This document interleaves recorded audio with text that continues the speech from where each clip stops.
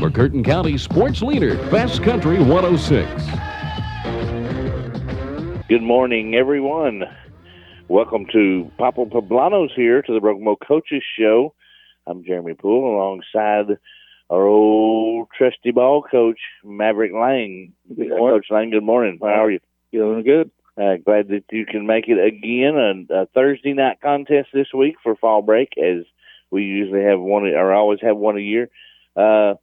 Coach Lang, another big pile of points. How do you score 70 and then 61 in back-to-back weeks? Yeah, they've offensive units been really productive these last 2 weeks. The whole team in general, date back to that Sallisaw game.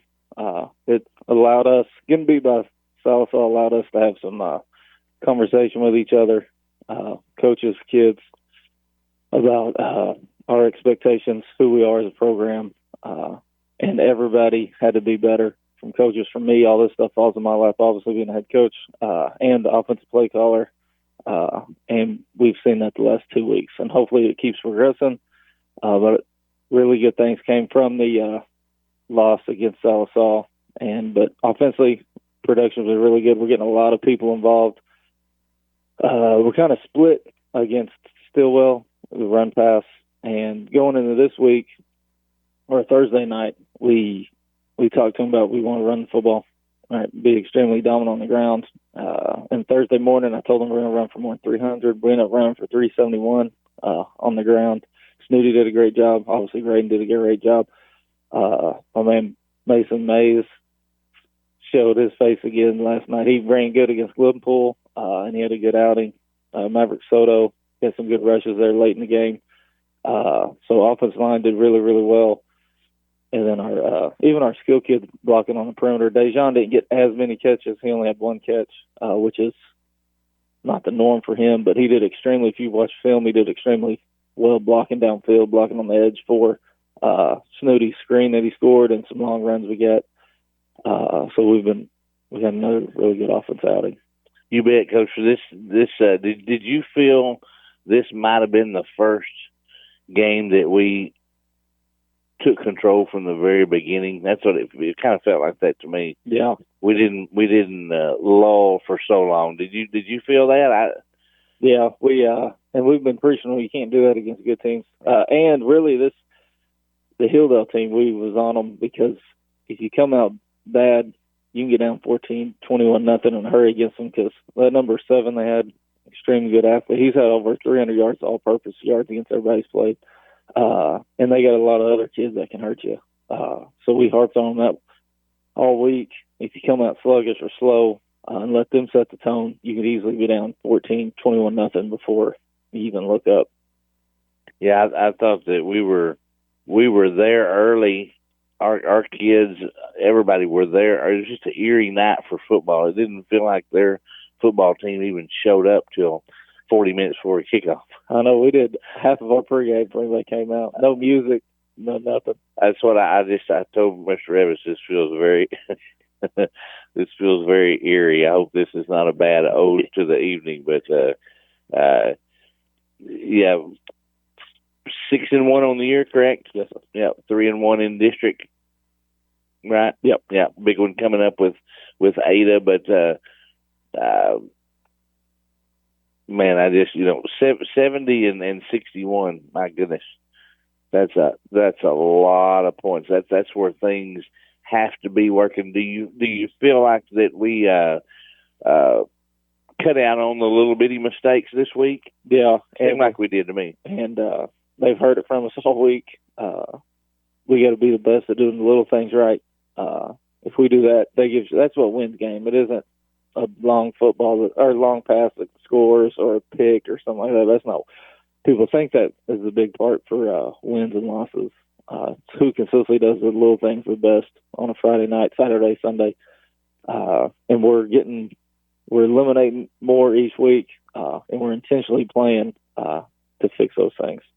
Exactly. I can feel that. I can see that and feel that. Coach, have you had a player in a while?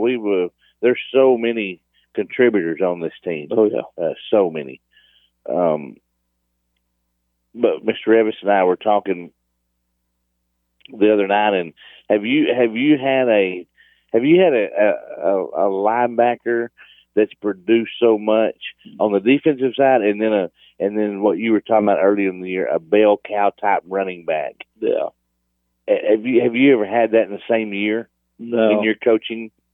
No, and K. Pratt, he's a dang freak. I'll have our defensive stats. Coach Qualls gets those to me on Sunday morning, which we already got the offensive ones. But going into the game, Pratt had 92 tackles. Going into that deal, he gets over 100 now. I mean, that's a phenomenal regular season already. Where he's at now, like over 20 tackles for losses. I mean, he's everywhere. He made a really good hit on their quarterback right when he threw the ball on a third down. Quarterback took a series off and came back. But as dominant as he is, K. Pratt is, and he's from, obviously, if you run within tackles like Oklahoma drew with him, he's extremely deadly. But he moves really well, sideline. They get that screen off early on us, and they end up picking like 20, 25 yards, and he's the one that actually chased that kid down and tackling him from behind. Exactly. Yeah. Exactly what I remember. If he don't make that tackle, I don't know. He gets really close to the end zone. That kid does. But yeah, K. Pratt's playing lights out for us, I know. Man, I'm telling you, then you talk about, when you talk about championships, you talk about run the ball, play defense. Mm-hmm. Well, for the first time in a long time, and you touched on this earlier in the year, we have that one guy that can pound that rock in there, and Snooty Neal. Snooty, and he wants to be. He thinks which he is. He's athletic. He thinks he's a speed back, but sucker's been showing he's a power back here lately. And he's put together, good looking kid. And that's what we wanted in the non-district games. Those first two games to really get him rolling. Obviously, our offensive line, because 3.5, 4 of them's new, just starting on Friday night this season. So those first two games, we ran the ball a lot more, gave him a lot of touches to get him kind of establish a run game and get him comfortable. But he's running really well on our counters, or we run a bunch of counter, whether guard tackle or guard our S-back. And then when buck sweep, he ran buck sweep, but we blocked it up really well Thursday night. And he's doing a really good job of getting inside the kick. And then if it's needed, he bounces it once he gets inside of it, which is big because you get a bunch of kids that want to bounce it outside of the kick and there's nothing there. We call that junior high youth league ball when they just want to get the ball go to the sideline. Which he doesn't do that. He's doing a really good job. But there's sometimes it's hard to break that at kids. But yeah, Snooty's running really well. He's given us he's over 200. He's right under 300 yards receiving for us. Obviously, a bunch of those are screens, but being able to get him the threat of getting him out of the backfield and catching the ball was really helping to it. Exactly. Speaking of that offensive line, though, of course, all of us that know and watch football, we see all those things you're talking about, but to the untrained eye, maybe that's just watching it. Talk about that offensive line, because they're not ever going to get the full credit that they deserve. Talk about those five kids that you've got in there. Yeah, and that's to the team. I show more favoritism to that group than anybody else because of that. They're not getting stat tackles. They're not getting all that stuff. But those 70 points is on their back. Them 61 points is on their back. So they should be getting the credit for everything we do from a production standpoint offensively. Yeah, Josh, 3-year starter. Actually 3.5 now because we're halfway through his deal. He's great. He had that second snap was really, since I've been here, I can remember a bad, which it didn't go over our head. We had to jump for it, that second snap of the game. He really consistent at snapping the football and doing his job. Kind of the leader up there, smart kid, but you got to be smart to play center. 2 centers, Shomo and Sonny Freeman. They've been getting better each quarter we played. They've been getting extremely better. And then tackles, Lucas Curry, left tackle, and Aiden Hammond's right tackle. They've they've came a long way, which Haman's just still a pup. He's sophomore. But Josh is only senior up front for us. Oh, really? Yeah, Josh McDaniel's in. Yeah, that's right. We got 3 juniors and a sophomore with him. But yeah, and then Hammond, he's big, physical kid that can move as a sophomore. He played really well Thursday night. They called him holding on that one where we did the full out screen and threw it back snooty. He just hooked up with that safety and drive blocked him in the ground. That wasn't a hold. They called hold. One of Graydon's run, he pulls up and he sets up on safety really well. So Hammond has been playing really well. But yeah, we're really pleased with our offensive line play. You bet. Also, what we finally got to witness is the much anticipated return of Sky Baker. I know what I saw, Coach, but tell us what you saw. Just by now, he was limited, and rightfully so. Mm-hmm. You didn't want him to just run in there and see how hard he could hit somebody. But tell us how you felt about his return. Just being on the field. Yeah. We as the coaches and players, we were so excited to get Seven back.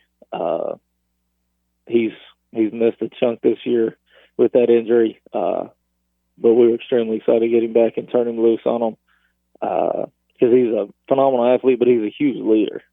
And he's done a really good job leading outside of pads, but that only takes you so far, and it's a lot better when one of your best leaders, if not best leader you get, is on pads, in pads on the field.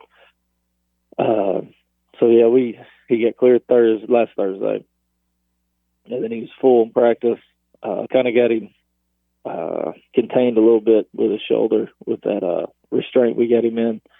But yeah, everything's just sounded up a lot because he's the voice of the secondary, and I probably said it 5 times throughout the game. It's nice having Seven Roman back there again in the secondary. To me, it just makes the whole defense look different. Yeah. Feel different. And a safety, no linebacker and safety are the guys that really get everybody organized over there. Make sure we're communicate the best. Those two are communicating. The no linebacker communicates the guys forcing you, the guys in the box, and then the secondary or the safety, which is Sky, does a really good job communicating on the back end. Yeah, he made some really good plays for us Thursday night. But yeah, it's really nice having him roaming around back there now. Yeah, I'm excited to see it, especially because he's a senior and this is his last go at it. He has missed so much time. But anyway, let's take a short break, and when we get back, we'll talk about some conference scores in our conference, and maybe one I want to ask you about the statewide. But anyway, and then we'll move on to next week's big showdown with Ada. Let's take just a short break for station identification. You've been listening to the Broken Bow Coaches Show on Best Country 106. Friday night in Broken Bow means football, friends, and a quick stop at Burke's Convenience Store. From hot food and fresh coffee to ice-cold drinks and snacks, Burke's has just what you need before you head to the stadium or out of town for that away game. Wherever the Savages play, Burke's Convenience Store is there to keep the fans fueled. McCurtain County sports leader, Best Country 106. And welcome back to the Broken Bow Coaches Show here, live at Papa Poblano's. I'm Jeremy Poole, and our head, the young head ball coach, Maverick Lang. Thank you again for joining us, Coach Lang. And before I said we were going to talk about some district scores, and we are, but I know there's lots of people wanting to know. Coach Lang, let's one last thing on Thursday night about our game. Take us through a little bit on what happened with the melee there. I believe it was Hilldale's last score, I think. Yeah, the whole drive in context was we put our twos and JV kids out there. He started as ones, but then he started doing screens, and because at the point it's just run it if you're going to keep your ones or rotate, because we've kind of thrown in the white flag with our ones, obviously. So he didn't, and that kind of aggravated me a little bit. Call timeout, put our ones back in.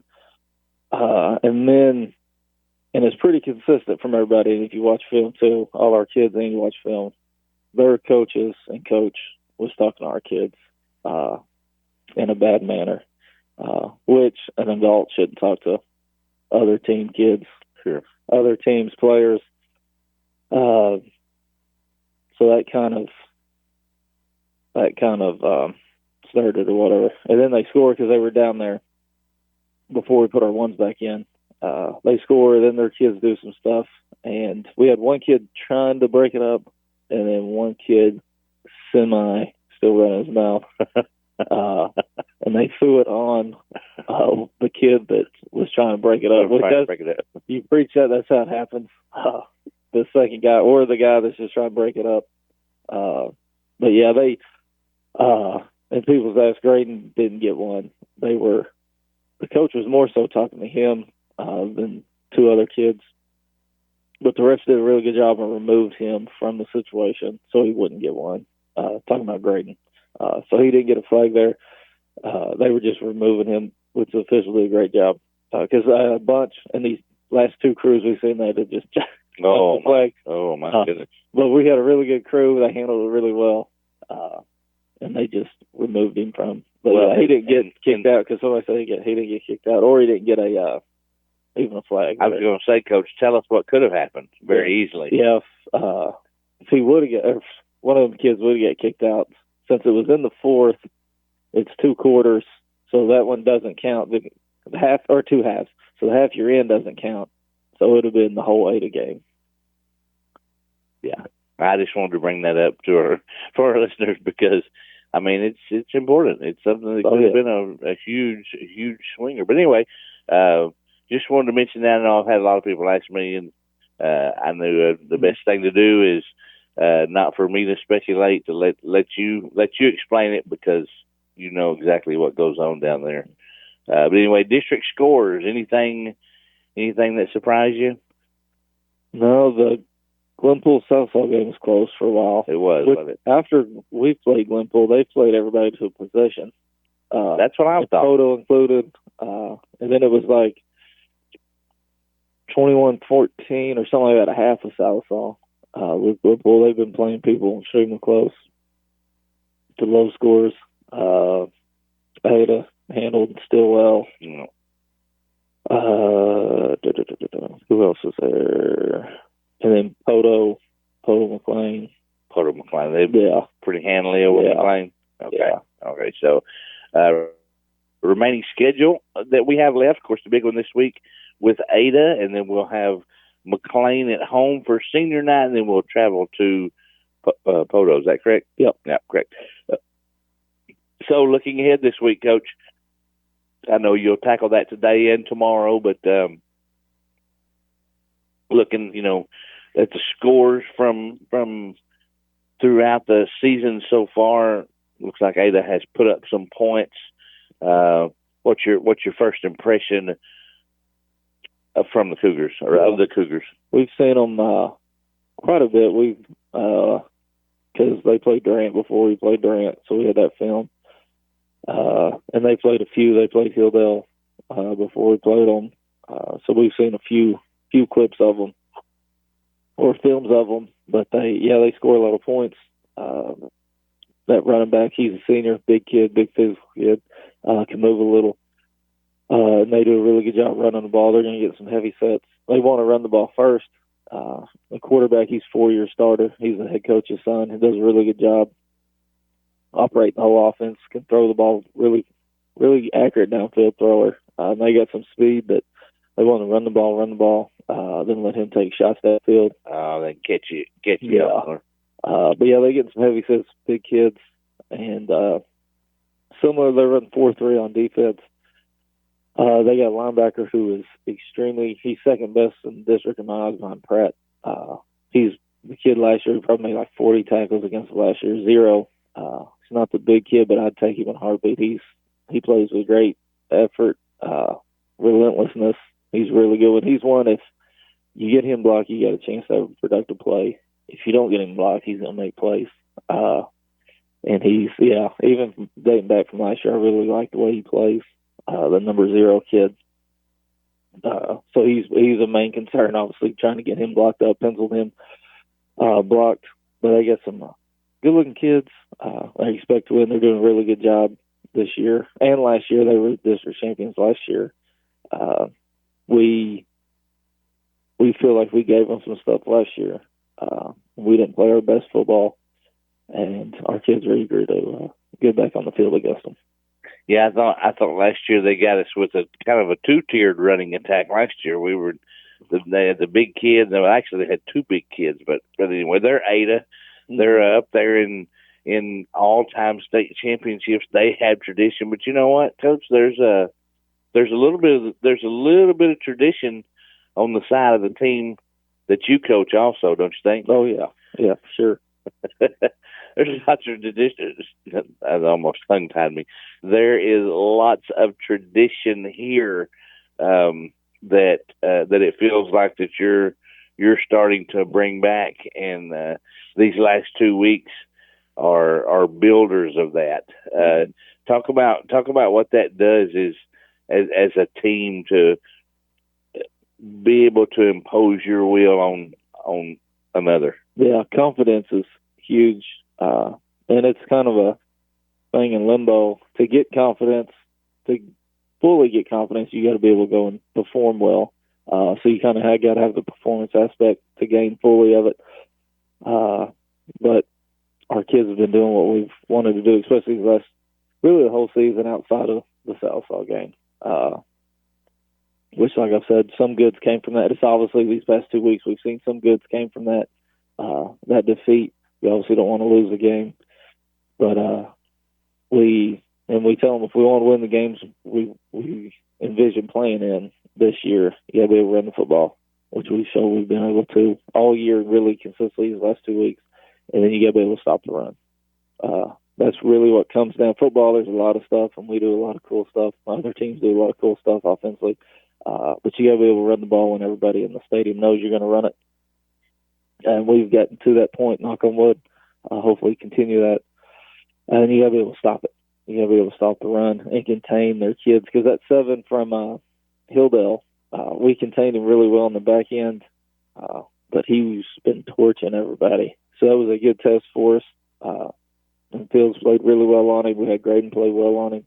But you got to contain that, stop the run, and contain their main playmakers. Yeah, that easily feels to me what our strengths are. Is running the football and stuff. I mean, it just feels like our strengths. When I watch us, that's what I feel like. We're good against the run, and we can run it. And of course, we surely can open it up in the passing game. You got Dejan. AJ's been really well these last couple of weeks. Production with the ball in his hands after he catches. Then Khalil.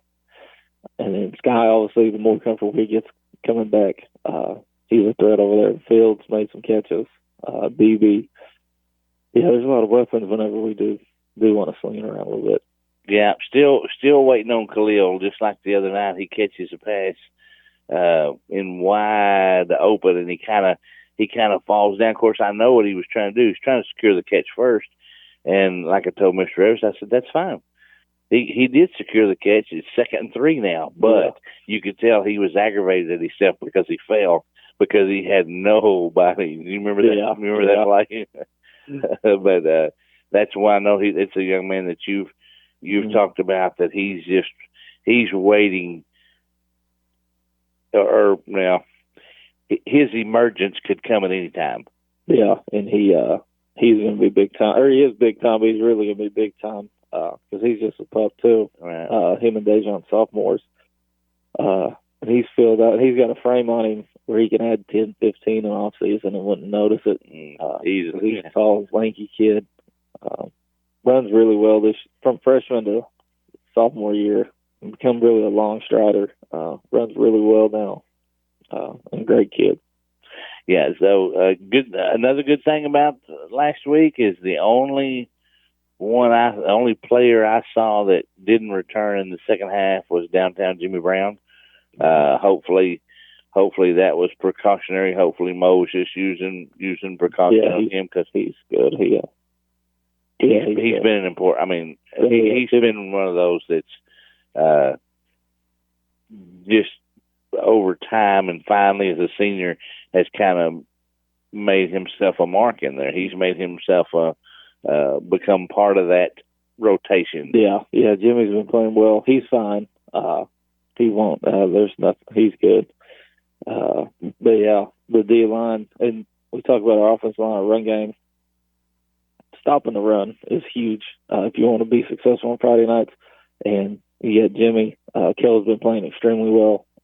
Even he was probably our brightest spot in that Sallisaw game that we got beat with Kel's play.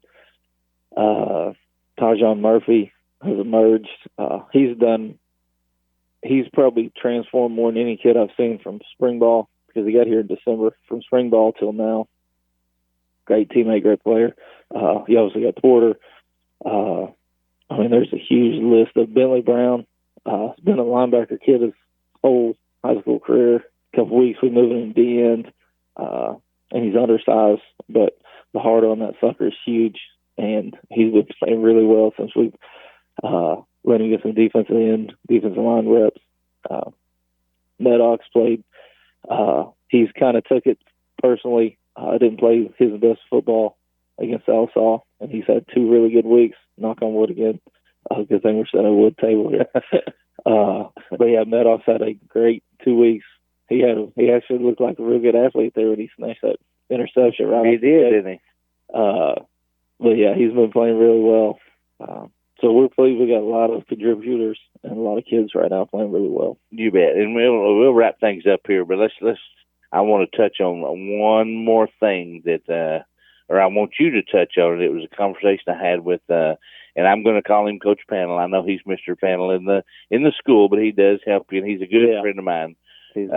Chris Panel is a good young man. I think we're most lucky to have him. Anyway, for the game, in that eerie silence when our kids were trying to get ready, and Hilldale wasn't even there yet.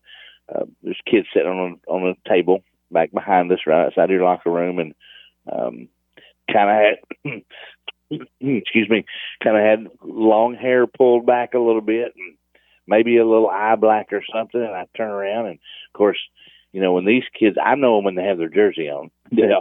I don't know them when they don't have their jersey. So anyway, he's sitting there, and I told Coach Panel, I was like, "Who is that kid?" He's like, "Where?" I said, "Right there on that table." And he goes, "Oh, Bentley Brown." And I was like, "My goodness, the transformation that he's made. He looks like a grown man." And right, the first thing out of Coach Panel's mouth was probably one of the biggest hearts on the whole team. He said, if there's a scout team rep that needs to be made, said, first one run over there to do it. Not like, "Oh, I'm a senior, I'm not doing that." Yeah.